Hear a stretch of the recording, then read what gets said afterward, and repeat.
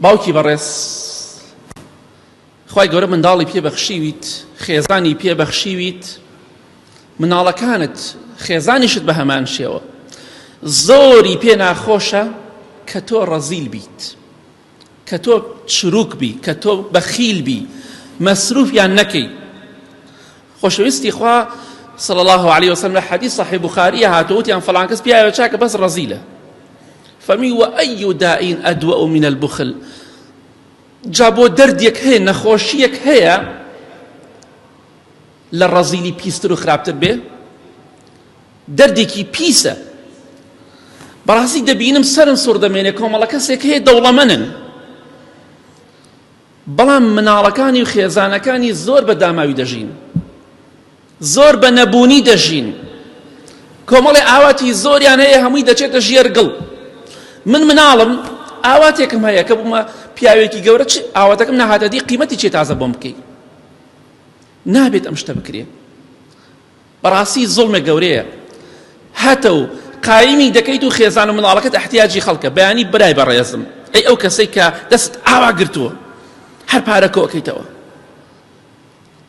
دڵنیا بە بەیانی ئەگەر خێزانت، کچەکەت، کوڕەکەت سواڵیان کرد، داوای پارەیان لە خەڵک کرد، دزیان کرد، یەخەیان مەگرە، مەڵێ بۆ وات کرد.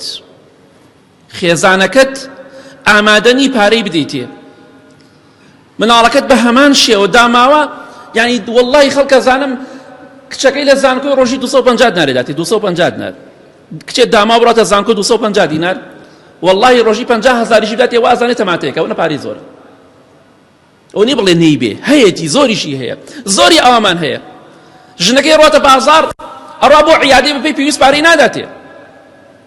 ئاخر بەیانی ژنەکەت فەساد بوو خەتای تۆیە.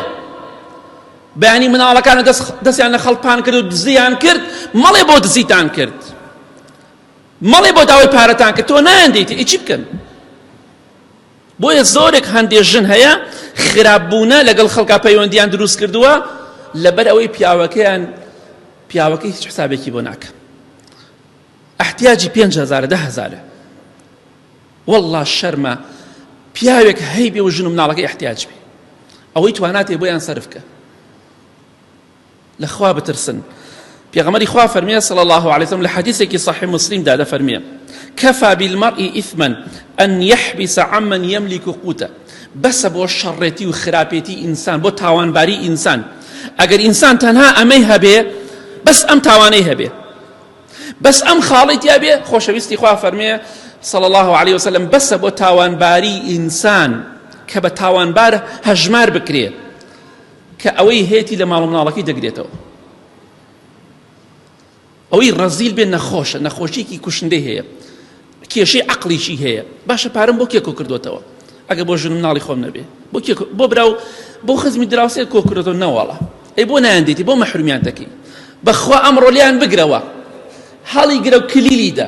بەخوا ڕۆژێک دێ دەمریت و ئاوە تاکەکەت دەکەنەوە هەمووی بخۆی تەوزیعەکە مخوان دەیخوا هەر بیگرەوە چی لێکی. بڕۆ سەیری تۆڕە کۆمەڵایەتیەکان بکە، کۆمەڵێک خەزێنەی زۆر دەدۆزرێتەوە، ئاڵتونە، پارێ، هەر شتێک. ئەمە چییە؟ ئەم نەکبەتانە لە مناڵەکانیان گرتۆتەوە شاردیوانێتەوە بۆ خۆی دوای خۆشیان مردنەوە، ئاو بۆ خۆی دوای چەند هەزار ساڵ خەڵک بخۆی خوات. ئەمە عەقڵێتە؟ پارەکەی تۆش دوای مردنت هەمووی تەوزیعەکەی.